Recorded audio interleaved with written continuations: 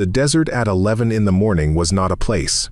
It was a condition. Heat came off the range in sheets, bending the air until the distant target frames looked liquid, like mirages bleeding into each other at 500 meters.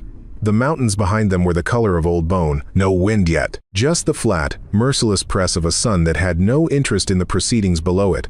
The asphalt of the access road had gone soft at the edges. The warning signs along the perimeter fence were sun-bleached to near illegibility. This particular installation had been training people to shoot things at long distances for 40 years, and it looked it not neglected, exactly, but worn into itself the way working tools get worn, all the excess stripped away by use until what remained was purely functional. Sergeant Derek Holt saw her first. He was leading a group of 12 trainees through the morning orientation when the woman appeared at the far end of the access road, moving slowly toward the check-in shelter. She wore civilian clothes, khaki trousers, a plain gray shirt, worn boots that had seen more country than anything the trainees owned. She carried a long rifle case in one hand, a duffel in the other, and she moved with a deliberateness that had nothing to do with hurry and nothing to do with age. She was somewhere in her early 40s, he guessed, white. Brown hair pulled back, unremarkable face, the kind of face that told you nothing about the person behind it, which was a particular kind of face, rarer than people thought. What stopped him was the cane, not a walker, not a white stick. A plain wooden cane, carried loosely in the fingers of her right hand, barely touching the ground. She wasn't leaning on it, she was using it the way a musician uses a metronome or reference point, not a crutch. The tip tapped once every few steps, measuring surface texture, reading the ground like a language. Hot asphalt, a patch of gravel at the shoulder, the concrete apron in front of the check-in shelter. She modulated her stride through each surface change with a precision so habitual it had become invisible, like breathing. She was blind. Holt blinked. He looked at the rifle case. He looked back at the woman. His mind did the thing minds do when they receive contradictory information. It stalled. A blind person at a firing range carrying a rifle case was not a category his experience had prepared him for. He stood there with 12 trainees behind him and let the woman walk the length of the access road while he worked out what to do with what he was seeing. He did nothing. He watched. "Who's the civvy?" asked one of the trainees behind him. Lance Corporal Wade Pruitt, 22 years old, the kind of face that had spent a lot of time being certain about things. He said it the way young men say things they think are funny, loud enough for everyone, confident in the laughs that followed. It was the voice of someone who had never learned that the most dangerous thing about expertise is that it doesn't always look like expertise. 3 of them did laugh. The woman did not break stride. She reached the check-in shelter, set down the rifle case with the easy familiarity of someone who had set it down 10,000 times, and waited. Her posture was not impatient. It was not deferential.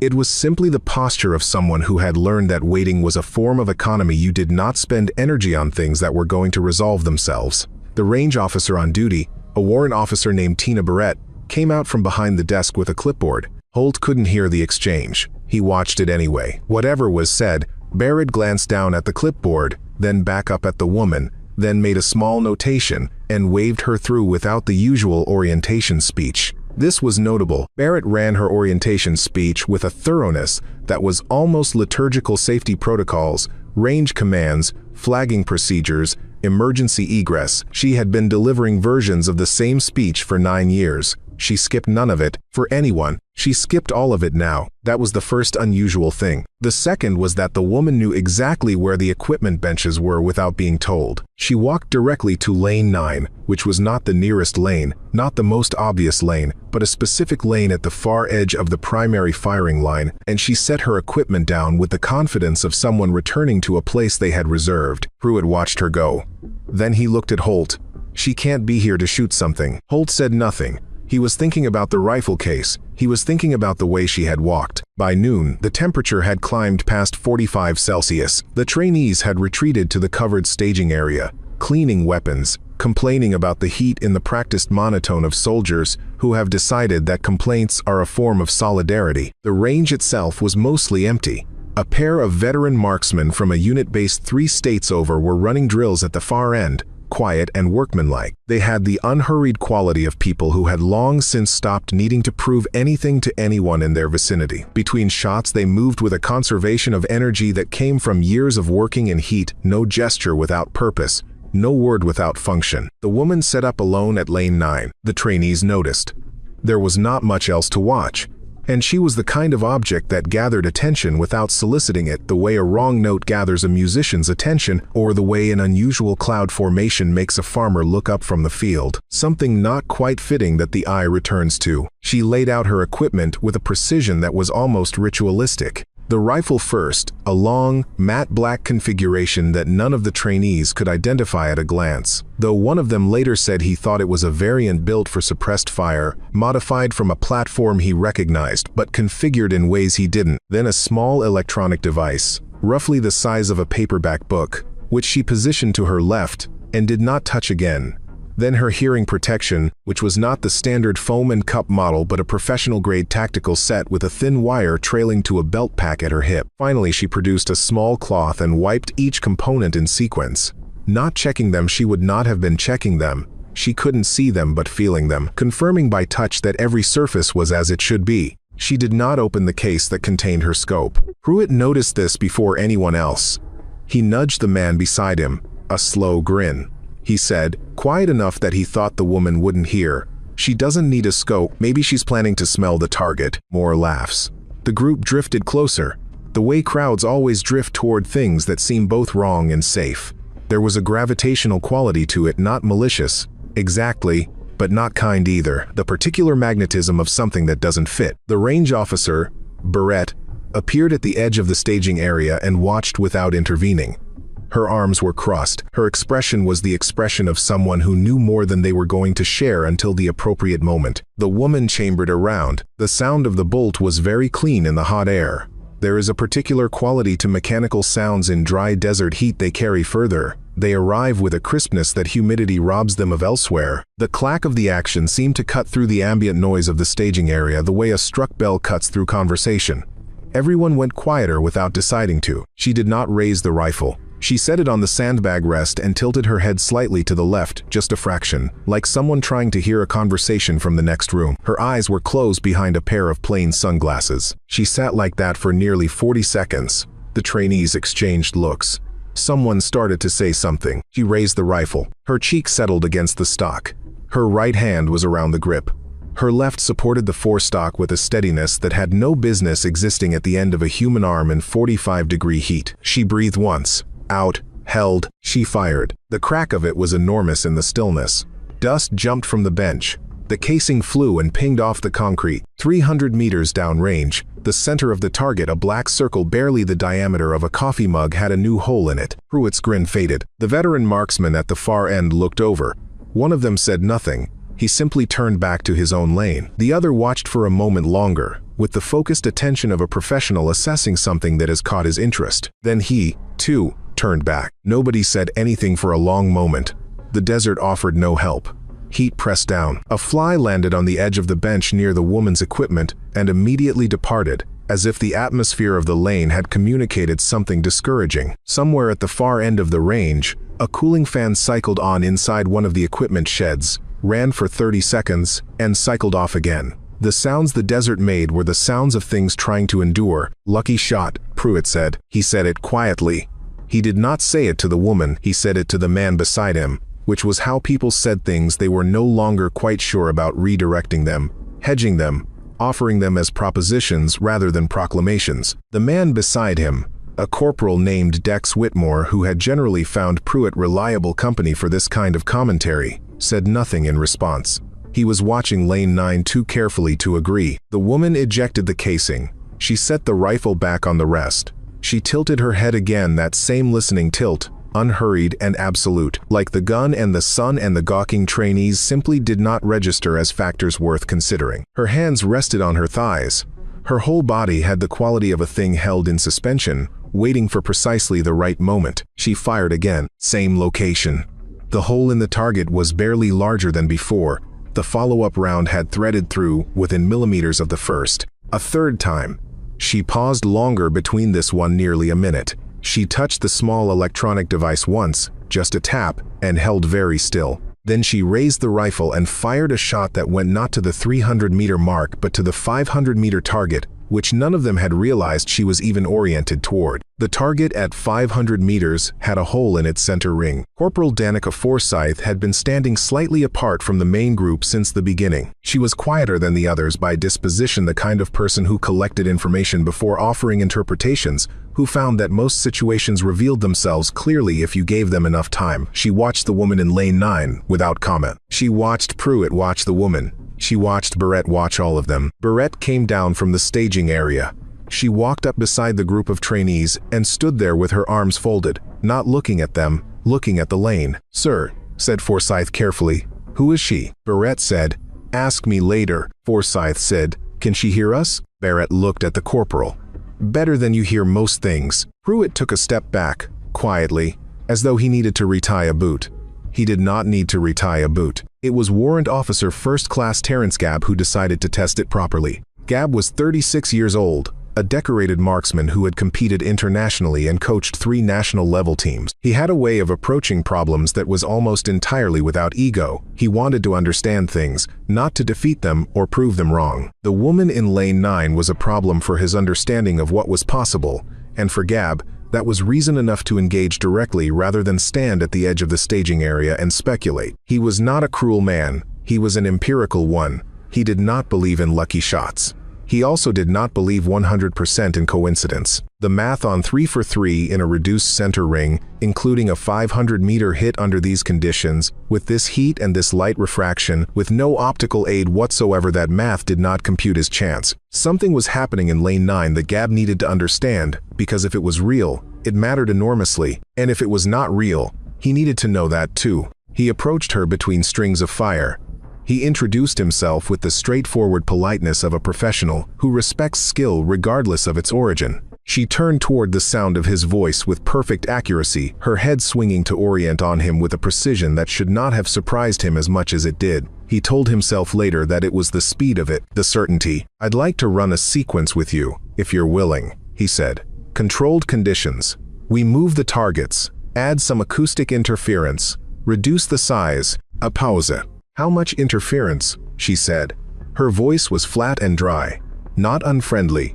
The voice of someone who had spent time in places where every word cost something, enough to make it meaningful. "All right," she said. Just that. Gabb spent 20 minutes setting up the sequence. He brought in a portable sound rig, the kind used for training in urban environments, and positioned speakers at staggered intervals behind and to the sides of the target frames. He moved the primary target to 700 meters. He requested a secondary at 1,000. He reduced the target ring diameter to half the standard size. He set the targets on a lateral track that would move them at irregular intervals while she fired. He was thorough, and he was specific, because he understood that if he wanted a meaningful result, the test had to be designed to actually challenge whatever it was she was doing. Sloppiness in the design would produce results that meant nothing. The trainees gathered without being asked. Even the marksmen from the other end of the range had drifted over. There is a quality that serious situations have, a density of attention that practitioners recognize even from a distance. Something worth seeing was happening, and the people in a position to understand it most fully were the ones who arrived. The woman removed her boots. Nobody asked about this.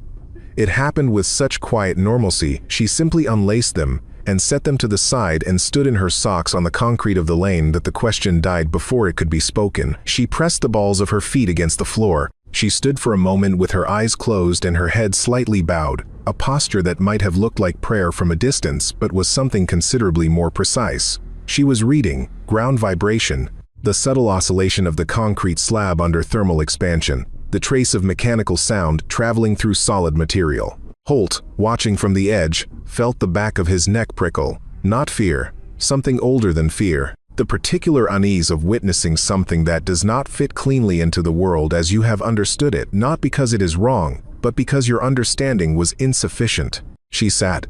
She raised the rifle. Gabb activated the sound rig. The noise hit instantly layered mechanical sounds, the kind produced by environments with hard surfaces and echoes, specifically designed to mask the acoustic signatures a skilled shooter uses to orient. It was not particularly loud.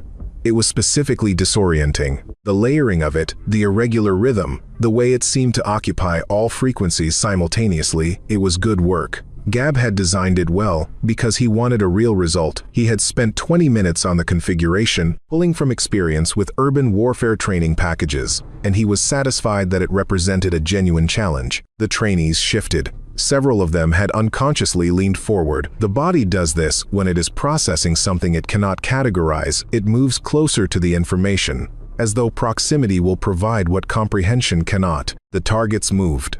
The lateral track system activated on its irregular timer, a random interval generator, so that there was no pattern to learn, no rhythm to anticipate. The target frames slid left, stopped, held for an unpredictable count, slid right, stopped. From 300 meters, this would have been manageable for any skilled shooter. From 700 and 1,000, with reduced rings, with acoustic interference designed to mask the very signals she had described using, the math said it should have been impossible. The woman's head did not move. Her posture did not change. She might have been sitting in a library. She fired 8 shots in 11 minutes, 5 at the moving primary target at 700 meters. 3 at the secondary at 1,000. 7 of the 8 struck within the reduced center ring. The 8th was off by 4 centimeters to the left, which Gab later noted, quietly, to the woman herself, and she nodded and said, "The speaker on the left side shifted during the sequence. I recalibrated. I was late by about a second." Gab looked at the speaker. It had, in fact, shifted. The stand had moved perhaps 5 centimeters when someone in the group had stepped too close to the equipment table. He had not noticed it himself. The shift had happened in the middle of her 4th shot string, and she had accounted for it 3 shots later with an adjustment in elevation and bearing that she could not have made through any calculation he could reconstruct. The range went quiet in the way that spaces do when the people inside them are no longer certain about the shape of things. Not stunned silence. Something slower and heavier, the silence of recalibration, of people rearranging interior furniture. Forsyth asked the question everyone else was holding. How? The woman set the rifle down on the rest.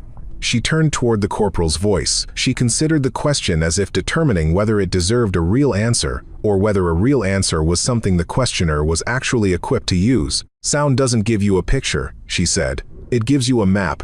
Temperature affects the density of the air, which affects how sound moves and how a bullet moves. Wind carries sound before it pushes the bullet. There's a lag, and the lag tells you speed and direction more accurately than any gauge on this range. A metal target rings differently at different distances, the pitch changes, the decay rate changes. The time between the rifle report and the first resonance from the frame tells you exactly how far you are from the target. If you know the instrument, you know the range." She tapped the electronic device beside her. This measures ambient acoustic conditions.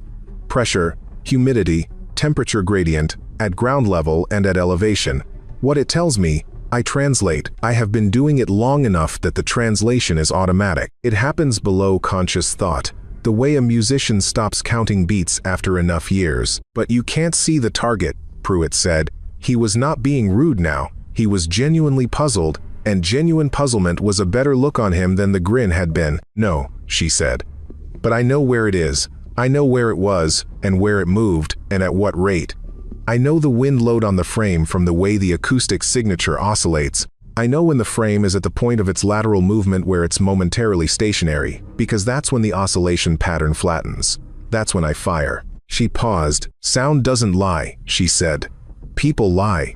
Instruments fail, but a bullet moving through air, a target vibrating when it's struck, the way ground heat bends the acoustic field at different heights, those don't lie. You learn to read them the way you learn to read a map. It takes time. It takes silence inside yourself, which is the hardest part. Most people are too loud internally to hear what the world is telling them." Nobody said anything after that for a while. The acoustic rig was still running, its layered mechanical sounds cycling through their programmed sequence. Nobody thought to turn it off. It seemed, suddenly, like background noise. The officer arrived at 14. Colonel Richard Ashby drove himself in from the base administration building, which nobody did. Colonels had drivers, or at minimum, they called ahead. He arrived in a plain vehicle, parked at the wrong end of the lot, and walked the length of the range alone in the heat with the particular stride of a man who had been walking difficult ground his entire adult life. He was 60 years old, gray at the temples, weathered in the way that outdoor service weathers a person not aged, exactly, but geological. Something in him had been compressed by time into something very dense. He saw the woman in lane 9 from 30 meters out. He stopped. He stood there for a moment, just a moment, and something moved across his face that none of the watching trainees had a word for. Not surprise. Surprise has a kind of lightness.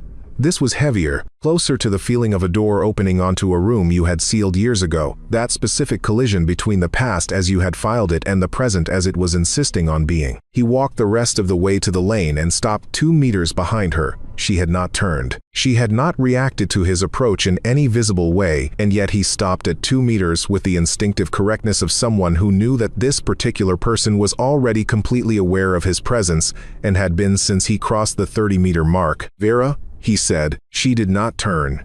She finished the adjustment she was making to her equipment, a small recalibration of the belt pack's sensitivity, then set her hands in her lap. "Colonel, it's been 11 years. Yes." He looked at the range, at the targets, at the shot record on the bench, which Gab had been keeping with the care of a man who understood he was documenting something that mattered. He picked it up without asking. "Read it," set it down. His face did not change. "I heard you were back in the country," he said. "I travel. I also heard you were using the range at Pendleton. And then the one outside Albuquerque." She turned toward him now. Her sunglasses were still on. Her face gave nothing. "You've been keeping track," she said, casually. "That's not how you do anything." Ashby almost smiled. "Almost. What are you testing?" he asked. A pause. "Long enough to mean something." "Myself," she said. Gab, who had been standing at the edge of the staging area, stepped forward carefully. "Sir," he said, "do you know this person?" Ashby looked at Gab for a moment, then at the trainees, then at the shot record. "Her name is Vera Calloway," he said.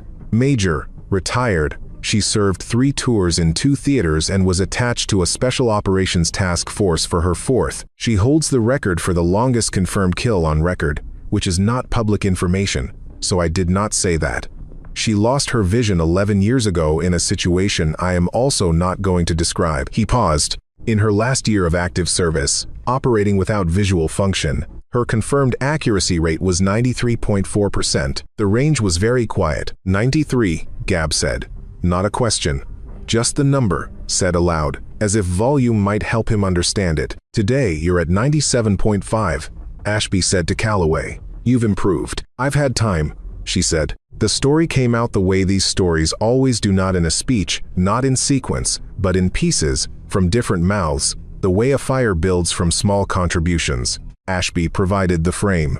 Gab, who had served in the same theater a decade earlier during a different rotation, filled in sections he'd witnessed or been briefed on. A technical sergeant named Philip Graves, one of the marksmen from the far end of the range, turned out to have been a staff sergeant in the same region during the relevant period, and he provided detail that neither of the others could, the kind of ground-level specificity that maps and briefings never capture. The trainees sat in the shade of the staging area. Nobody left. Nobody checked a watch. The afternoon had acquired the particular suspended quality of moments that are going to be remembered not because anything dramatic was happening now, but because of the weight of what had happened before, which was settling into the room like sediment. The mission had no name they were authorized to share. The target was a mid-level command asset in a desert region, where sand moved in 3-meter walls and visibility could drop from 1 kilometer to 6 meters in under 90 seconds. It was the kind of environment where technology failed sand in optics, thermal blooming from ground heat, communications blackout from atmospheric conditions. The kind of environment where doctrine collapsed under the weight of reality and you relied on the person beside you and nothing else. The target was mobile. The intelligence window was 20 minutes. There was no forward observation post. There was no laser designation. There was no secondary shooter on a secondary position. There was one shooter, one spotter who lost function when a sand wall hit them at minute 7, and a mission clock that did not care about any of that. The spotter's optics had filled with fine particulate. The communications link had dropped to static. In any doctrinal playbook, the mission would have been aborted at that point. Nobody aborted anything. Graves said, "I was 2 kilometers out. Support element. We heard one shot. One. In the middle of a sandstorm where I couldn't see my own weapon system. We got the confirmation 3 hours later, when the storm broke and the forward team was able to reach the target location." A long silence. "What was the range?" Graves looked at his boots. "I can't say the number," Ashby said. "It was not a standard range." Holt said, carefully, "How did she calculate the shot without—" "She didn't calculate it," Ashby said. "She listened." Nobody had an answer for that. Later, among themselves, The trainees talked about the name that had apparently circulated in theater without ever reaching public record. Silent Mirage, Ghost of the Desert, the woman who killed by sound in the dark. These were not official designations. They were the kind of names that travel through operational communities below the level of documentation, carried in conversations between people who were there and who needed some way to refer to what they had witnessed. Pruitt did not say anything for most of this. He sat at the end of the bench with his arms on his knees and looked at the floor of the staging area, and if anyone noticed that he looked like a person who had just done a fairly thorough accounting of something and found it seriously wanting, they did not say so. Forsyth took notes. Not official notes. She had no reason to take official notes. She wrote in the small notebook she carried in her left breast pocket, recording not the story itself but the shape of it, the way it moved through the room, what it did to the people who received it. She was building something in her understanding, though she could not yet have said exactly what. At 15:30, Gab approached Calloway again. She was at the bench, replacing equipment in her case with the same methodical care with which she had laid it out. Each item in its designated position. No hesitation, no searching. Her hands knew the case the way hands know a familiar room in darkness. One more sequence, Gab said. If you're willing. She paused. What distance? He told her. She was quiet for long enough that Gab thought she might decline. He had prepared himself for a refusal. He had also prepared himself for an acceptance, which he recognized he was more afraid of. An acceptance meant he would have to watch it, and watching it would change something in his understanding of the world that he would then have to carry forward. That's at the edge of the range, she said. Yes, you're not asking to see if I can do it, she said. You already think I can. You're asking because you want to see it, so you can believe it. Gab was quiet. That's a fair reason, she said, and lifted the rifle back out of the case. The distance was 3,200 meters. At that range, a bullet is in the air for more than 3 seconds. Wind drift becomes a function of accumulated exposure across the entire flight path, not just the conditions at the moment of firing. Temperature gradients at different elevations along the bullet's arc affect its trajectory in ways that resist simple calculation.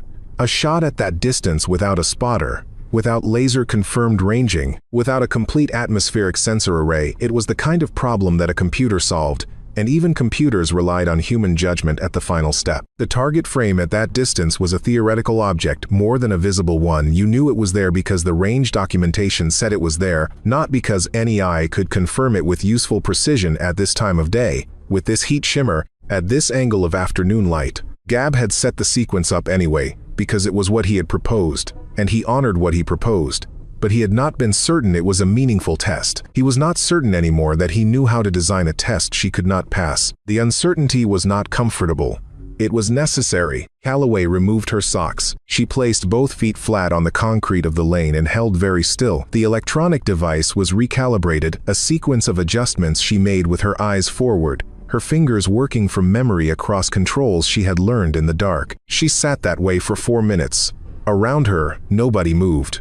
Graves had come down from the far end of the range and stood at the edge of the lane. Ashby stood behind and to the left, his arms loose at his sides, his face arranged into the patience of someone who has been waiting for this particular thing for 11 years and does not intend to rush the last of it. The desert did what it always did. It offered no particular assistance. Calloway raised the rifle. Her body alignment was different here. She rotated fractionally to the right, a compensation for something the range instruments were not registering. Wind that had not yet arrived at ground level, perhaps. The acoustic ghost of wind, its direction carried in sound before it became force. She settled her cheek against the stock. Her left hand adjusted the forestock support with a precision of millimeters. She held the position for a long time. 60 seconds. Then 90. The sun moved in its arc. A trainee shifted weight and Gab put out a hand without looking and the trainee went still. The shot, when it came, was different from the others. Not louder, not slower, but more total. The kind of sound that seems to fill a space completely, then leave it emptier than before. 3 seconds and a fraction. At the far end of the range, the target frame registered a hit. Gab had a spotting scope up. He looked through it for a long time. He said nothing. He was a professional. He had the habit of certainty, of checking before speaking, of not announcing conclusions before he was prepared to defend them. He held the scope for perhaps 20 seconds after the hit registered, then he lowered it and turned to face the lane. "Center," he said. His voice was even. but the word came out with a flatness that meant something had rearranged itself inside his understanding of what was possible. Calloway lowered the rifle. She set it on the rest. She sat with her hands in her lap for a moment, her head slightly bowed. Nobody applauded. The situation was beyond applause. Applause is for performance. This was testimony. Pruitt came to her while she was packing up. He had clearly been working up to it for some time. He had been standing at the edge of the staging area with his arms folded and then unfolded and then folded again. The posture of someone at war with themselves over something they know they need to do. He stood off to the side of lane 9, waiting for a gap, and when Calloway paused between items, he stepped forward. "Ma'am," he said, "I said some things earlier, when you first arrived." She turned toward his voice. She did not make it easy by nodding or signaling that she remembered. She simply waited the same waiting she had done at the check-in shelter. The same economy of response. "I said some things that I didn't know who you were. But that's not really." He stopped, started again. "There's no version of it that was acceptable. I'm sorry." She looked in his direction for a long moment. Not with warmth, exactly, but not with coldness either. With something more complicated, the look of a person who has received many apologies over a long career and has learned to evaluate them not for their sincerity but for what they reveal about the person offering them. "When I could see," she said, "I made the same kinds of assumptions people make about what someone's capabilities were, what they were worth, what they deserved.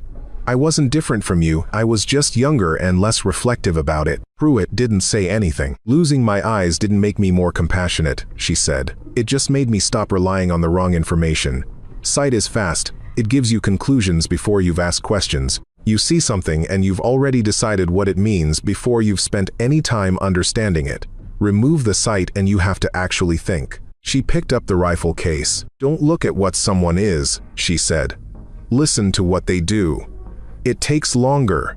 It's more accurate." She started toward the exit. Forsyth stepped forward from the group. "Ma'am, can I ask why you came here? To this range?" Calloway stopped. She considered. There was something in the way she considered questions, a genuine weighing of them. Not as social formalities to be dispatched but as actual problems worth a moment of honest thought. It was the quality of someone for whom words had not been cheap for a long time. "I needed to know if I'd gotten worse," she said. "Had you?" A pause. "No," she said. She walked.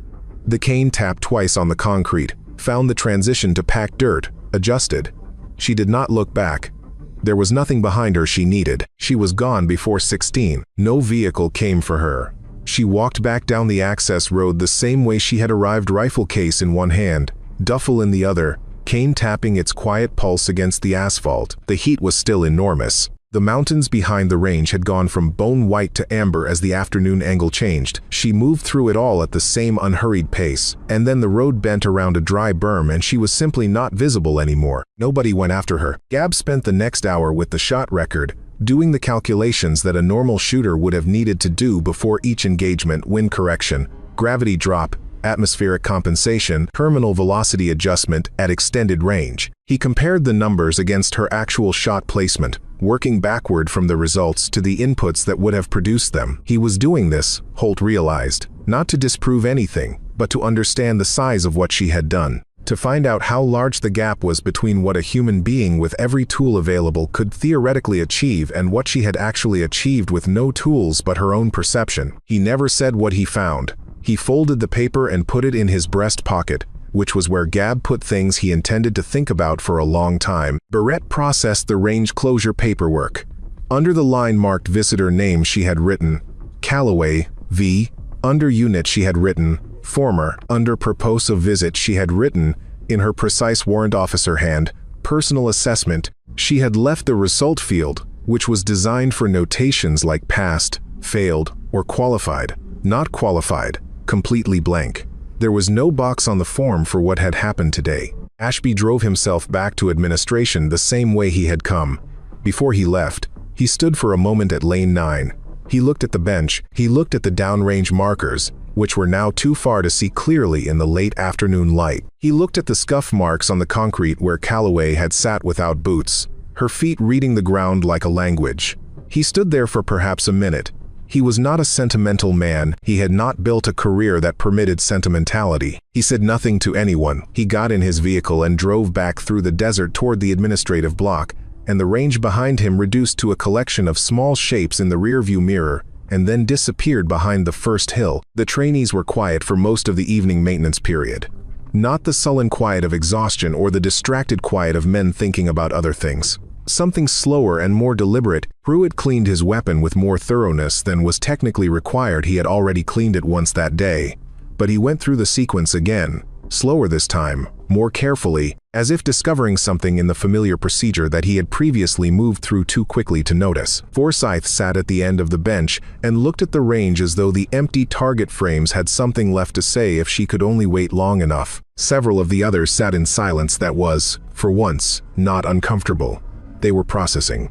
The desert gave them room to do it. Nobody talked about what they had seen in the easy shorthand that soldiers usually use to process extraordinary events, the recap, the joke that releases tension, the consensus version that everyone agrees on and repeats until it becomes the official memory. None of that happened. What had happened today was not the kind of thing that compressed cleanly into a story for later. It was the kind of thing that had to be carried whole. Graves, before he left, said one thing to Holt. In theater, there was a saying, "The ones you should fear are never the ones making noise." Holt thought about that for a while. The sun finished its transit. The desert went from amber to copper to a deep, bruised purple. The temperature dropped 20 degrees in 40 minutes the way it always does in desert country. That hard reset. The land shedding heat like something it was never meant to carry. The range lights came on. The target frames glowed faintly at their distances, illuminated by the peripheral spill of the floods. The mountain ridgeline was black against a sky that still held the last wash of color from the west. Lane 9 was empty. Clean. No trace of the woman who had spent 3 hours there except a faint scuff where the rifle rest had sat, and a single gleam of brass that the range crew had missed during sweep a casing, 9 centimeters long, lying half under the bench where it had bounced and come to rest. The brass caught the range light at a low angle and held it the way certain things hold light, not shining, exactly, but present. Unapologetically there. Someone would find it in the morning and add it to the brass bucket, or they would pocket it. For reasons they would not fully be able to explain to themselves, but would not feel the need to. No official documentation was updated following that day. The range visit log showed one civilian visitor, Lane 9, approved by duty officer, departed 15:58. Nothing unusual, nothing worth flagging. Barrett filed it with the same care she filed every daily log, thorough, accurate, and complete in every detail except the ones that no form had been designed to capture. Gabb sent one email, 3 weeks later, to a retired colleague in a training capacity at another installation. The email said, "I saw something at the desert range that I want to discuss with you when we have time. It pertains to acoustic targeting methodology and the limitations of our current assumptions about visual dependency in long-range engagement." The colleague replied, "Callaway?" Gabb stared at that word on the screen for a long moment. Outside his office window, the installation's morning activities were underway, vehicles moving, groups forming up for PT, the ordinary machinery of a military day proceeding on its ordinary schedule. It all looked very standard, very predictable. He found he was seeing it slightly differently than he had a month ago. He wrote back, "What do you know?" The colleague wrote, "Only that she passes through ranges, mostly. Federal land sometimes. A few people have seen her. Nobody can say exactly where she goes between sightings. There's a woman at Fort Bragg who says she saw her on a closed course in Nevada last spring. A chief warrant out of Pendleton who says she came through his range twice. Nobody has a contact number, nobody has an address. She appears, she shoots, she leaves." Gabb wrote, "Does she know people track her?" The colleague replied, "She's a woman who shoots by sound at 3,000 meters. What do you think?" Gabb closed the email. At the desert range, Pruitt requested and received a transfer to advanced marksmanship training. In his application, under the section marked motivation, he wrote 3 sentences. They were private, but the instructor who reviewed the application later told someone that it was the most direct thing she had seen written in that section in 11 years of reviewing applications. She did not share what it said, and the instructor who told her kept the confidence. Forsyth began keeping a notebook, not about Callaway specifically, about listening, about the things you could know about a situation before you looked at it. She was not sure where this would lead. She was early in a career that would take her places she had not yet imagined, but she recorded what she heard during exercises, during maintenance, during the long desert nights when the range was closed and the only sounds were the ones that moved through the dark on their own business, the wind across the perimeter fence, the expansion and contraction of metal structures as temperature changed, the particular silence that a desert makes at 3 in the morning, which is not silence at all but a different frequency of information. Colonel Ashby, 2 months later, submitted a proposal to the Training Curriculum Committee. It concerned the integration of non-visual orientation methodology into advanced marksmanship programs. The proposal cited no specific individual. It cited 3 historical cases, 2 technical papers on acoustic environment mapping, and a set of engagement records that had been declassified the year before. It was thorough, professionally argued, and grounded in documented evidence rather than the account of a single day at a desert range. The committee approved a pilot program. It was a small thing, a seed thing, but seeds were how most lasting things began. He did not contact Calloway. He understood, without having been told, that she would have no interest in being part of an institutional program. She had been her own program for 11 years. She had gotten to 97.5 on her own terms, on her own schedule, in her own silence. He respected this, the way he respected all things that had achieved their form through consistent and sustained effort over time. There was also the matter, which he did not write in the proposal, of what she represented as a category, not as an exception. Exceptions were curiosities, footnotes, human interest addenda to the main text. As a methodology, as proof that the way they had been thinking about perception and targeting was narrower than it needed to be, that the field had built its entire framework around one sensory channel and called it complete, when in fact it had only been convenient. This was the kind of institutional error that was easy to make and very slow to correct, because the people inside an institution could not easily see the walls of the institution they were inside. Calloway, who could see nothing, had seen this clearly for 11 years. The casing from Lane 9 sat on the corner of Holt's desk in the sergeant's room for the remainder of his posting at the range. He had picked it up the morning after, on impulse. During the sweep, he did not explain it to visitors who asked. He said it was from a training exercise. That was true. He just did not say which kind of training, or who had done the learning. Somewhere, in a city or a stretch of highway or a range, no one had thought to track. Vera Calloway was listening. The world was very loud to the people who used only their eyes. It gave them information in the wrong sequence, conclusions before context, surfaces before depth. They saw a blind woman at a firing range and the story was already written before she chambered a round. They saw the cane and they stopped listening. To her, the world was perfectly legible. She had learned this slowly, over years, in a silence that was not chosen but was nonetheless instructive. The absence of one channel had not diminished the map, it had changed the way she read it. Sound carried distance, direction, texture, intention. A target frame at 3,000 meters rang in a frequency she had learned to identify the way a doctor learns a heartbeat, not from a chart, but from 10,000 repetitions. The difference between what something was and what it sounded like had collapsed, for her, into a single perception. She was not coming back to this range. She knew what she needed to know.